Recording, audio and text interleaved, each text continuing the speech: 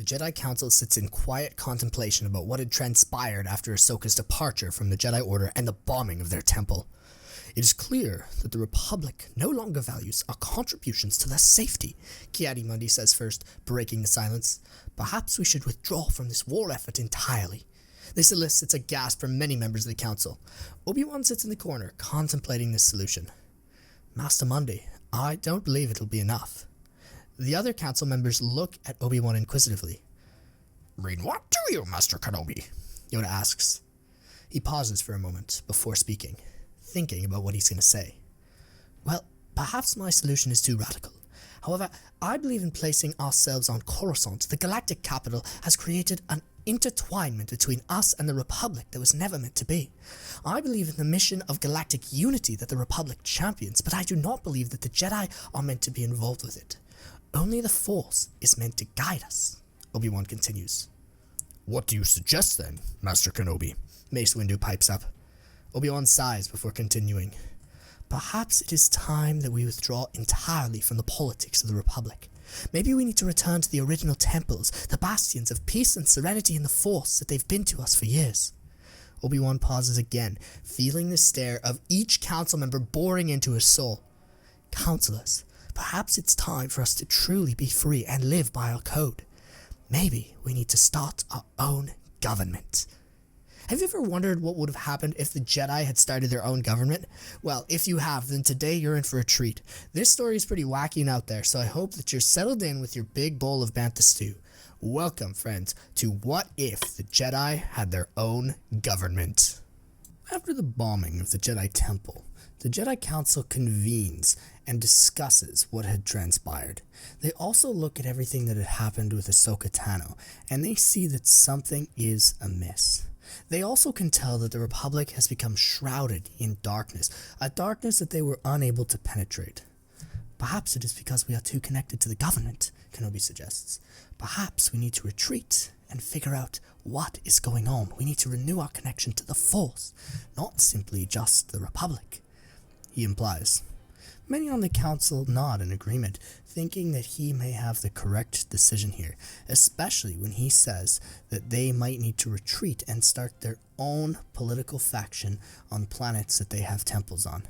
Many within the Republic are corrupt, and they are officials that are corrupting the Jedi Order as well. Being associated with the government was taking away from their pure directive of the Force, something that Qui-Gon had always emphasized to Obi-Wan Kenobi, and he had become very uncomfortable with the direction that the Jedi Order was taking. An interesting point you raise, Yoda says.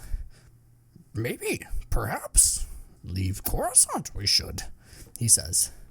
That is exactly what I'm suggesting, Master Yoda, Obi-Wan continues. As the idea continues to grow, there are others within the Order, ones who are far more dogmatic than Obi-Wan Kenobi, who think that this idea should be taken a stretch further. Not only do they believe that their connection to the Republic has made them corrupt, but they also believe that they should have their own government established on these planets. Not just a political system where they could live happily and enjoy their company with the fellow Jedi while diving deep into the Force, but that a government needed to be established and the local populations should also submit to the Jedi. You know, I believe that if we continue down this route, we need to find something concrete. We need to make sure that the local populations will also be constituting what it needs to grow in the Force. They should also adhere to our doctrines, Windu suggests. And do this? How do you suggest? Obi-Wan inquires. Mace Windu smiles. Mace looks back at Yoda firmly.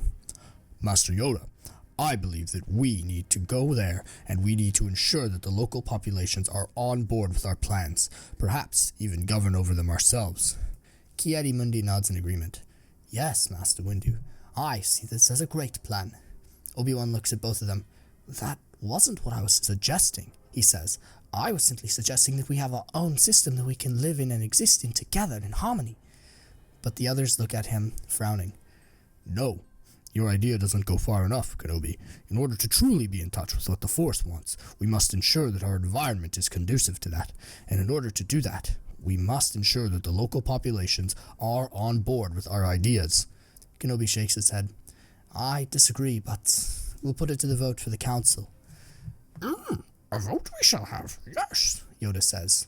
And after a vote, in a very tight and narrow discussion, many members of the council vote to follow Mace Windu's course of action. Not only would they go to the planets that they were planning on inhabiting that already had temples and lived there, but they would also ensure that the local populations complied with the demands and dogma of the Jedi Order. This was exactly the type of thing that Obi-Wan was trying to escape from. He wanted the Jedi to get back to their roots, to find peace and tranquility so that they could understand the dark side, not to become theocrats who would rule over local populations. However, he believes that he can change things from within. So, once the plan is voted upon, Kenobi elects to stay, believing that this is the right course of action for the Jedi at large. When the Jedi Council announces to the galaxy their decision to leave the Republic and establish their own government, many people are infuriated. To them, it seemed like the Jedi were just pulling out of a war effort and trying to consolidate their own power on planets they already had control over. However, the Jedi frame it as attempting to reconnect with the Force and not wanting to be involved with a government that was continually polluting their perception of what was going on in the galaxy. This causes a massive controversy, including with Anakin Skywalker, who isn't even informed personally. He hears Yoda's announcement to the galaxy, and he is absolutely enraged, especially since his apprentice had just left the Order for stunts exactly like these. The Jedi wanted to play politics. They wanted to consolidate their own power, and had absolutely no interest in the betterment of the galaxy. Anakin is also still a staunch Palpatine supporter at this time, which doesn't help his perception of the Jedi Order at all.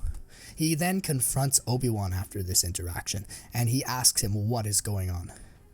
"Obi-Wan, what in the ferric are you guys thinking on the council?" he says, throwing his hands up in the air as he sees him on the landing pad. "Oh, hello, Anakin," Obi-Wan replies. "Yes, the council has decided to leave the war effort and to leave the Republic entirely. It's kind of crazy if you ask me, but that's what they want to do. They believe that it will help them reconnect with the Force if they do so." Anakin looks sternly at Obi-Wan, shaking his head. "That is not how you are going to reconnect with the Force.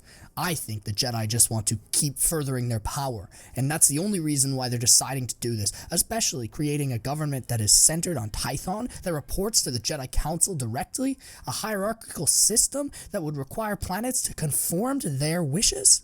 No, that just sounds like a more oppressive republic to me. Heck, that sounds like an empire. I thought your allegiance was to the Republic, Obi-Wan. To democracy," Anakin says, throwing his hands up in the air in frustration. Obi-Wan sighs.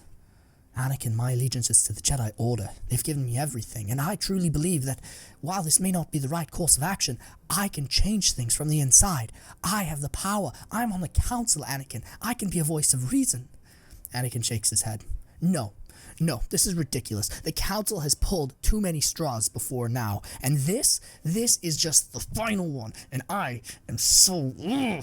Anakin can't even finish his statement. "I can't believe that you guys would just leave your clone soldiers like that. Just not a consideration in the world. What? Are they not people to you? I thought Master Yoda preached that they were all distinct entities, and Plo Koon said that they were not expendable to him. But you guys are just gonna leave them? Really? What kind of generals are you?" Anakin spits back. Obi-Wan just looks back at his Padawan with pain in his eyes. "Anakin, don't do this to me." "No, Obi-Wan. I'm done. I'm finished with this. They didn't even bother to tell me directly. I'm going back to my troops. I'm going back to the Republic, for now, anyway. I'm not going to go with you." Anakin spits. He turns away, his cloak billowing in the Coruscant wind, and walks away from Obi-Wan, frustrated and confused. Just like the Council had refused to inform him of their decision to leave the Galactic Republic personally, Anakin also doesn't do them the grace of informing them of his departure from the Order. Instead, he just leaves, letting Obi-Wan think what he will, and he goes back to Padme's apartment, annoyed and angry with the Jedi. Anakin knows that every planet they touch, they're going to corrupt with their religious rigidity, and he was going to have absolutely no part in whatever they came up with. The Jedi Order leaves Coruscant incredibly rapidly. They see that the people are not in favor of them anymore, and so they give them what they wish. They leave, they up and abandon their temple, and essentially take only things of major note with them. All of them are just gone in an instant. They leave and leave the Jedi Temple vacant. The massive hallways, which once had plenty of Padawans walking through them, learning, engaging with the content on Coruscant, were now empty. Even the vast libraries filled with holocrons that Jocasta Nu had once overseen were now completely ghost towns. There was nothing. The halls of the Jedi Order were completely silent. After this debacle, Palpatine begins to give a grand speech to the Republic about how the military was now in shambles. He uses the entire ordeal to his advantage, portraying the Jedi as evil for abandoning their government. I should have never relied on religious zealots to lead my armies, Palpatine says to the galaxy. I should have been smarter. I should have seen that their loyalties would have been mixed. This mistake is on me. However, Palpatine pauses, looking at the faces of every single senator in the Senate. I believe that the Jedi are completely misguided in this endeavor. They claim to care about the people of the galaxy, yet they abandon them in the middle of a war. They abandoned their clone soldiers, people who they often told me were unique and valuable. And for what? To start their own government? How absurd. No, the Jedi will be no longer of use to us. The Republic military shall restructure, and our genius Academy officers will take the place of many of the Republic Jedi generals that we had at one point or another. These Jedi don't deserve our respect anymore. As a matter of fact, I think they deserve our hatred, our disdain, because they abandoned us in our time of need, after claiming to uphold peace, liberty, and justice throughout the galaxy. No, at the end of the day, they're just religious zealots who only care about their own power, not the lives of each individual person. I can't wait to go and see them create their new theocratic paradise. Oh, the Jedi. No, we will win this war without them. And once we're done, we shall defeat the Jedi as well, as traitors to the Republic. If you see a Jedi, report it immediately. We cannot have them establishing their own government contrary to this unitarian, peaceful democracy that we have established. The Jedi are going to pervert all that, and we must maintain our unity during these times of hardship. I am proclaiming all Jedi to be separatists, and I am extending my war to the new Jedi Order and their new government. I dare them to attack the Republic. I dare them to see what happens when they challenge the might of our Republic, Palpatine says. The Senate gives him a standing ovation. Anakin is there, watching in the shadows, as he had never left Coruscant. He sees this and he thinks that this course of action may be a little bit extreme. He then speaks with Padme after the Senate session as well. What do you think, Padme? Do you think that this is an extreme course of action by the Chancellor? He asks. Padme looks at him. You know me, Anakin. You know that I prefer peaceful methods. I don't want to see war happen. I want to see the Jedi work out their differences with the Republic, and I want to see a settlement reached. This is just too much. It's another example of Palpatine trying to consolidate his power, to use the military-industrial complex that he's turning this Republic into in order to further his reach across the galaxy. Padme says, well, perhaps that Palpatine isn't all I thought he was. Anakin replies, maybe there's an alternative, he says. Maybe there's something more we could do. Anakin turns away from Padme, and he begins to walk back towards the Jedi Temple, knowing that there would be peace and quiet there, solitude for him to meditate and rest on. Perhaps there he would end up seeing something that would prompt him towards a greater action that could help stabilize the galaxy and maybe even protect the sovereignty of those who are now being oppressed by Palpatine. When Anakin returns to the Jedi Temple and walks through the hallways, he begins to remember many things. He remembers the vivacious chatter of Padawans and younglings. He remembers Obi-Wan teaching him many lessons, and he remembers taking Ahsoka through these halls, trying to pass down his knowledge and wisdom to her. He also remembers how the Jedi Temple had been transformed into a war room, and how after the Clone Wars began, the Jedi had seemingly lost their way. There was something wrong with the entire thing. The Jedi had moved from wanting to follow the Force into engaging in politics and warfare, protecting a corrupt republic that they couldn't see had fallen into darkness. But now, after Palpatine's speech about how he wanted revenge on the Jedi and how he was going to bring about a new order, Anakin could see that things were not all as they seemed in the Republic, and neither were they all as they seemed in the Jedi Order. Anakin stops for a moment and sits down to meditate in a small chamber, and everything is calm. Then he has a vision of something. He sees Tatooine, and he sees himself bringing together many forces, many people from all walks of life. He sees Anakin Skywalker, himself, the chosen one, bringing about something new. Not Jedi, not Sith, not Separatist or Republic, but something completely different. A new order of both Force users and political leaders wanting a new future.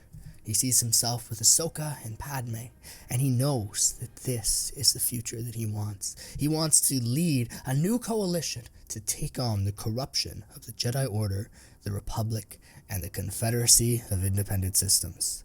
With new resolve, Anakin rises from his spot at the Jedi Temple, and he sends a message to his old Padawan, Ahsoka Tano. Ahsoka, surprisingly, actually ends up picking up. "Hey there, Snips," Anakin says. "Oh, Sky Guy, I didn't expect you to be calling me. I'm just hanging out in Coruscant, like, what do you want?" Anakin looks at her. "Well, I'm sure you heard the news." Ahsoka shakes her head in frustration. "Yeah, I heard the news. The Jedi, they weren't all they were cracked up to be after all, hey?" Anakin smiles. "No, they certainly weren't. But I had an idea." Ahsoka looks at him curiously. "Oh? And what might that be?" Anakin smiles. "Meet me in the halls of the Jedi Temple. I have a feeling you'll want to hear about this firsthand." Meanwhile, while the Republic military develops disdain for the Jedi, especially the clones who watch their commanders just up and leave, the Jedi begin establishing their own governments on the planets that they have temples on. The Jedi Council goes to Tython and begins re-establishing the old temple that existed there many millennia ago. They declare it their capital, and while there's not a whole lot going on, the Jedi start to really invest in building something strong on that planet. While the Order builds on Tython, and while other planets begin to be colonized by these Jedi who are establishing themselves on planets that already had predetermined temples, more calls within the Order and within the Council begin to become louder for expansion, particularly from crowds who support Mace Windu's idea of creating a government that really overtakes the entire world and ensures that the citizens adhere to its doctrine. So, from Tython, the Jedi begin reconstructing their own fleet of fighters and cruisers that can take on the Republic military. They employ the help of many of the same corporations who have helped build for the Separatist Alliance, hoping that they can develop some sort of relationship that will have peace with the Confederacy.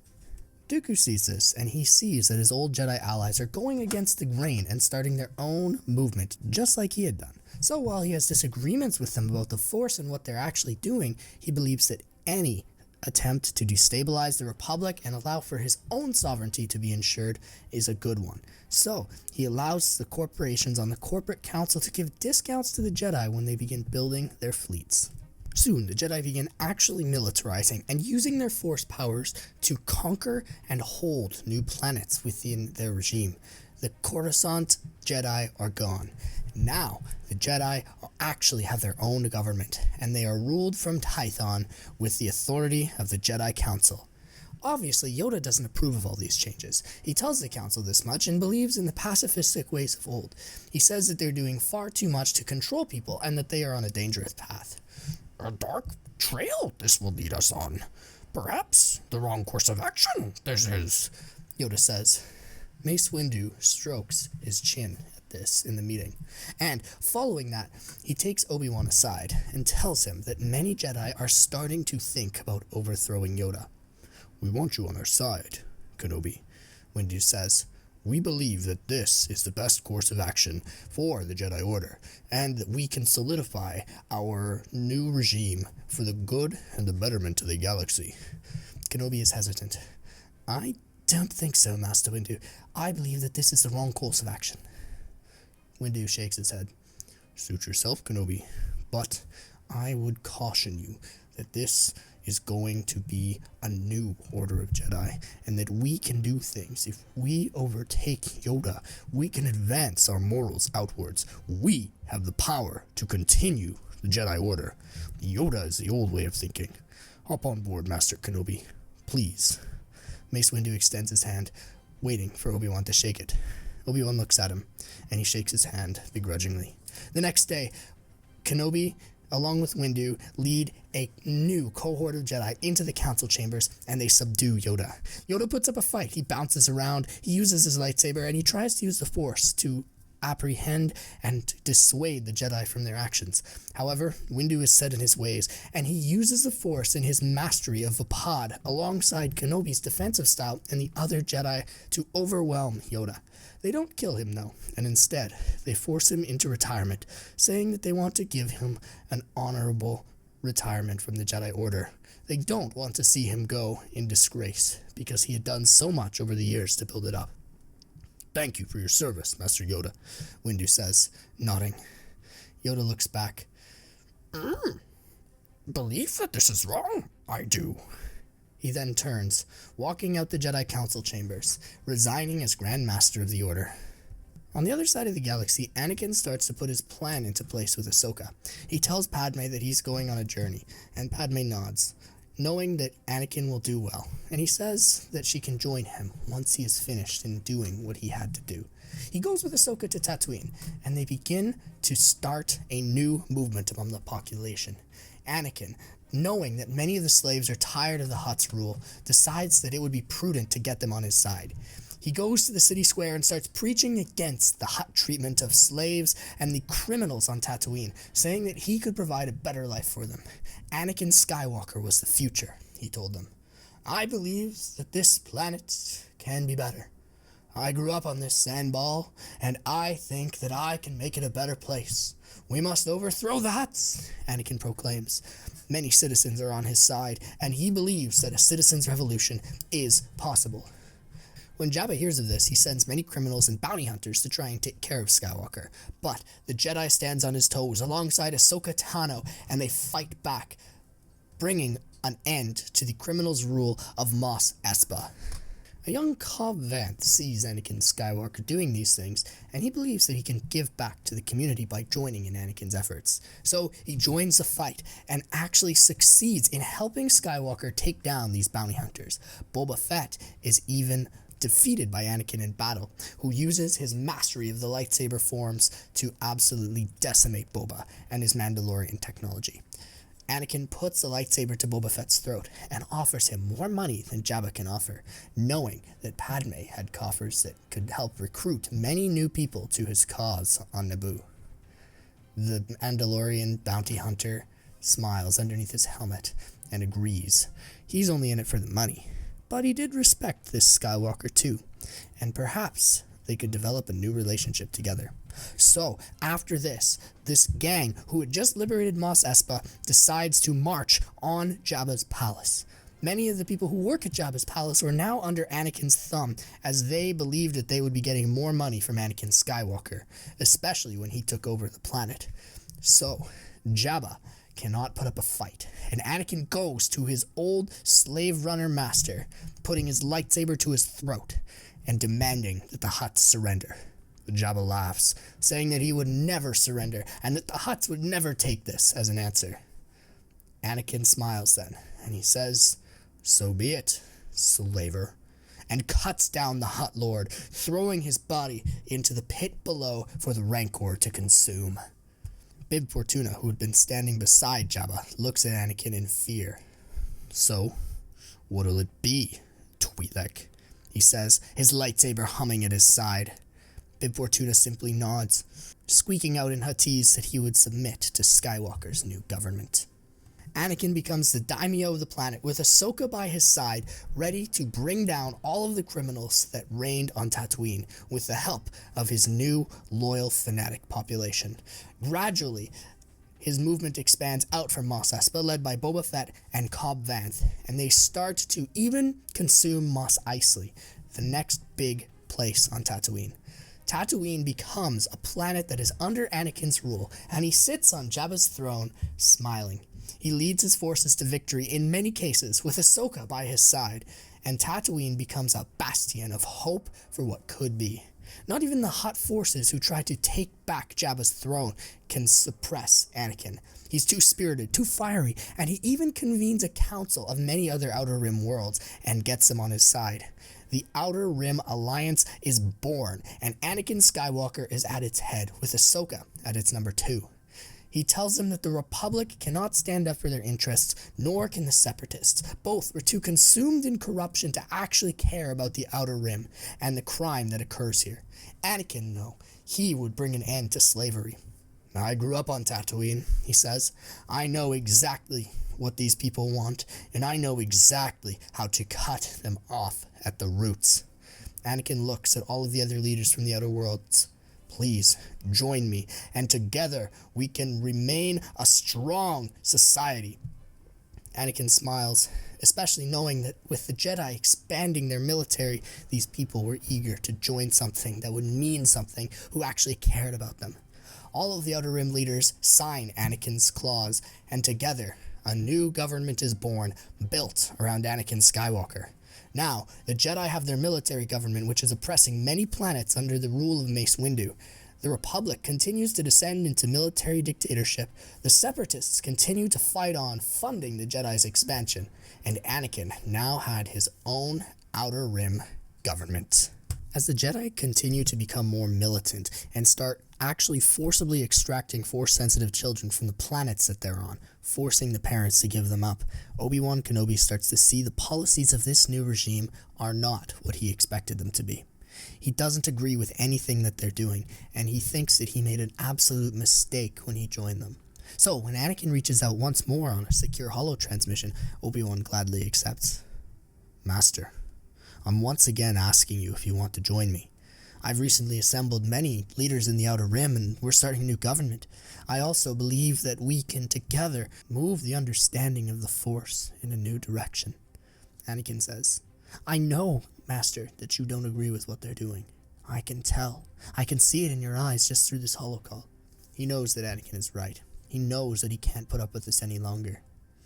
I'll get back to you, Anakin, he says, hanging up the holocall. But in that moment, he knows what he has to do. He knows that he has to leave this Jedi Order and join Anakin. Especially, well, there was the possibility that he could actually be with Satine with Anakin Skywalker, rather than the dogmatic, narrow-minded views of the Jedi who were putting people to death if they refused to give up all their attachments, which was impossible. It was turning people into more of robots than Obi-Wan could have ever expected.